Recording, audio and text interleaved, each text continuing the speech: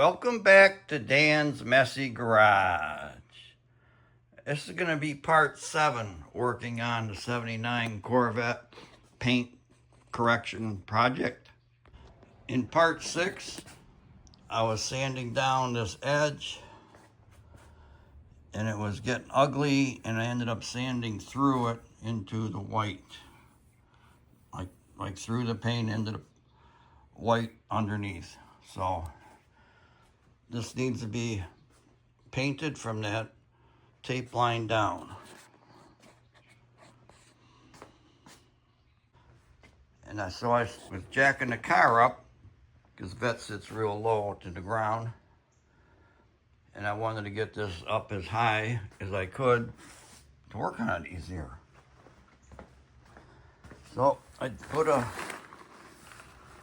jack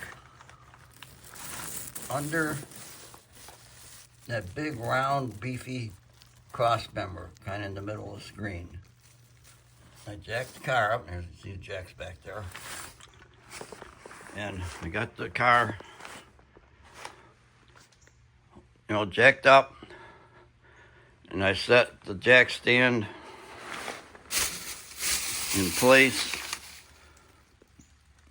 on this side, and the handle was in the way of me putting the jack stand on that side. Disregard all this plastic. Like I said, I was painting the car and have to cover everything. But so I had the handle of the jack sticking out here, and that's right where the jack stand needed to be. So you know how when a car is up, you can grab the handle of the jack and move it, and it moves the car. Well, I moved the car, put the jack stand in position, lowered the car. Don't do that without looking. See, when I pulled on the jack and moved the car over, this other jack stand was still in position, but I moved the car away from it. And when I lowered the car, the jack stand was now underneath the radiator, lower radiator hose snout. And it pushed in on the snout and actually pulled the snout out of the radiator. And then there was a river of coolant flowing out of here. So that's going to be one pain in the butt to fix. Because in a Vette, you don't just reach in there and pull out the radiator. I mean, they make it as super complicated as they can. Now I'm hoping that I could pound this back in to the radiator and resolder it, or coat that with JB Weld, pound it back in. The alternative is pull the radiator out, go to a radiator shop and have them fix that. I've been taking a pipe that I rounded the edge off and stick it inside there, get it on the bend, and then wackolate the pipe. And I'm getting a lot of that bent portion pushed out. If I keep hammering on it for a while, it should be just fine. What I decided to do was JB Weld that in there. I got it pounded pretty round. I put JB Weld on the radiator, on that snout, shoved it in there. And then after it hardened or cured for a while, I took more in my finger and a glove and smeared some more on there. Seems good and solid. I still need to put the hose clamp on the hose, put the drain pepcock back in there. But we're going to try that. We'll leave it alone, and hopefully it seals and doesn't leak. I failed to record it, but I got all this sanded down from the tape line all the way to the bottom. I used 600 grit, a couple different sanding blocks, some soap and water. I just have Dawn dish soap and water, spray it on and wet sand it. I'm going to be painting this whole upper portion of the fender because I don't want to try to paint just a little bit and have that show up. So I'm just going to paint all this, and then everything will be cleared from the tape edge down the bottom of the part, all the way down and around. Now that I got the radiator snout glued back in there, I'm going to move on to this. I need to, of course, cover the whole car with plastic.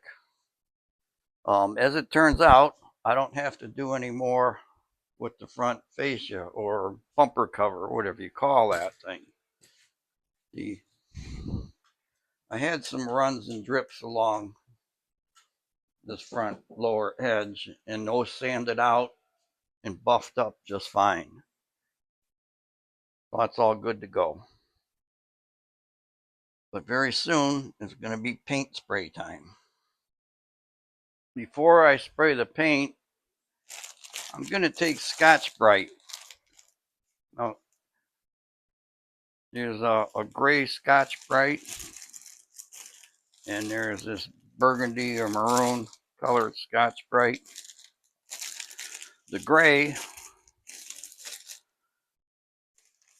ultra fine, and it says clear coat sanding. Red Scotch-Brite or maroon, general purpose hand pad primer sanding. This is a little coarser, but I'm going to use the gray and just wipe all this like all in the same direction. Right now it's got all crisscross 600 grit sanding scratches, which will be perfectly fine for painting over, but I got the Scotch-Brite and I thought of it, so I'm going to do this, and then I got to clean all that before it's painted. Now I'm just going to take a portion of this pad and cut it, and it adheres really well to one of these sanding blocks that have like a Velcro pad, because that'll stick right on there. So I'm going to cut this right there, put it on, and sandalate.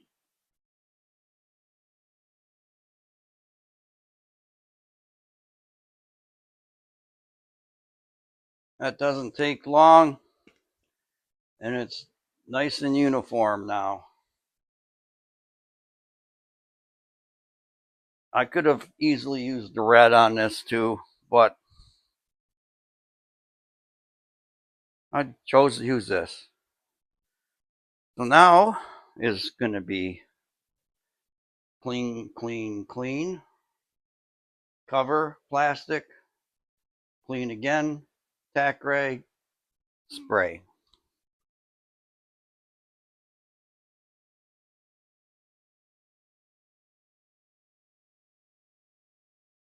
Got the car starting to cover up with plastic.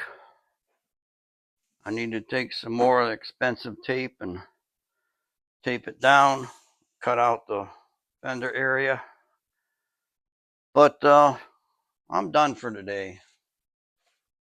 Been a long day,